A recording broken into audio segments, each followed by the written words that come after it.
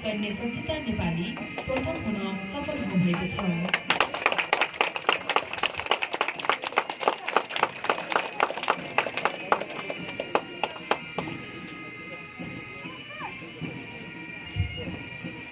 तालिममा फायरिङतर्फ उत्कृष्ट नतिजा हासिल गरी प्रथम हुन सफल सैन्य पुष्पा कुमारी बुढा।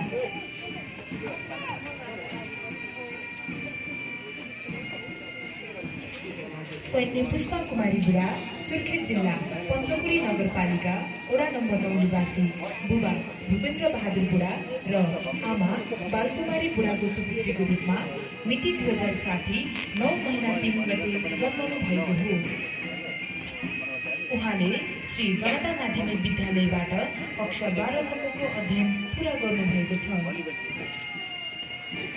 मिति 2080 4 महिना 1 गते सैन्य दर्जामा भर्ना भई यस गढमा सञ्चालन भएको सिसम 4 सैन्य आधार तालिममा फायरिङ विधातर्फ सैन्य पुष्पा कुमारी बुढा प्रथम हुन सफल हुनुभएको छ।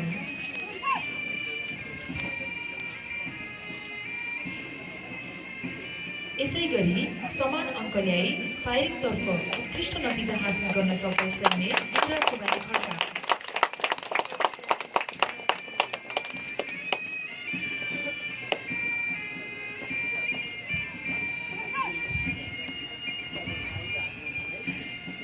सैन्य इन्द्रा कुमारी खड्का सुर्खेत जिल्ला पञ्चपुरी नगरपालिका वडा नम्बर 6 निवासी बुबा टिकाराम खड्का एसई सम्मको अध्ययन पूरा गर्नुभएको छ। मिति 2080 4 महिना 1 गते सैन्य दर्जामा भर्ना भई यस गढमा सञ्चालन भएको सिसम 4 सैन्य आधार तालिममा फायरिङ विधातर्फ सैन्य इन्द्रा कुमारी खड्का प्रथम हुन सफल हुनुभएको छ। तालिममा ड्रिल विधातर्फ उत्कृष्ट नतिजा हासिल गरी प्रथम हुन सफल सैन्य प्रतीक्षा भुजेल।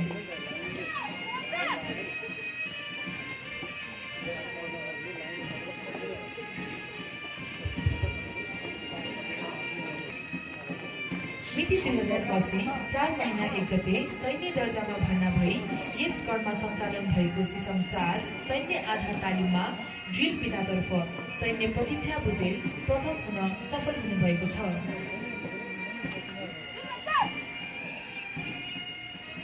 तालिममा दौडतर्फ उत्कृष्ट नतिजा हासिल गरी प्रथम हुन सफल सैन्य गीता कुमारी खड्का।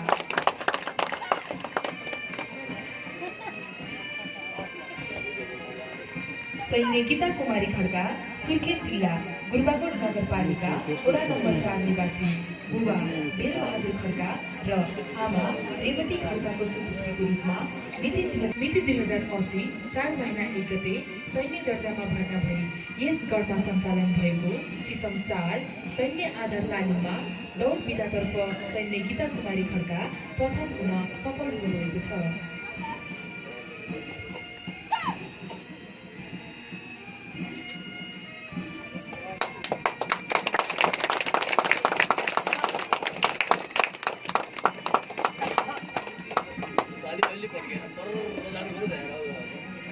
सिसम 4 सैन्य आधार तालिममा सैद्धान्तिक र व्यवहारिक दुवै पक्षमा उत्कृष्ट नतिजा हासिल गरी तालिममा सर्वप्रथम भई खुकुरी प्राप्त गर्न सफल सैन्य रोजिना कार्की।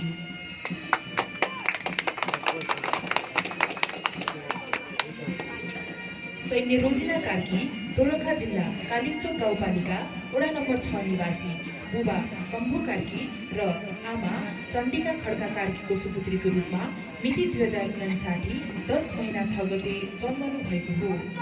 उहाँले श्री कालिम्चोक माध्यमिक विद्यालयबाट कक्षा 12 सम्मको अध्ययन पूरा गर्नुभएको छ।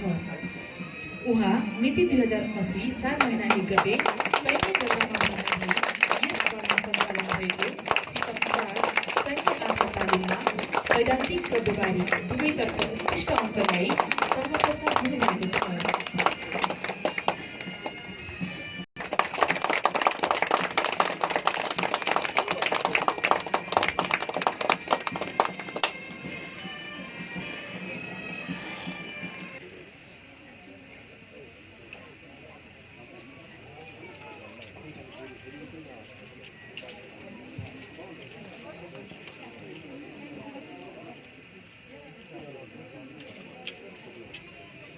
पुरस्कार वितरणको सम्पूर्ण कार्यक्रम यही आएर समापन भएको जानकारी गराउँदै आजको यस कार्यक्रमका प्रमुख अतिथि श्री नम्बर 1 बाहिनी अड्डाका बाहिनीपति सहायक रथी श्री ध्रुव कुमार कार्कीज्यू समक्ष आफ्नो मन्तव्य राखिदिनु हुन हार्दिक अनुरोध गर्दछु।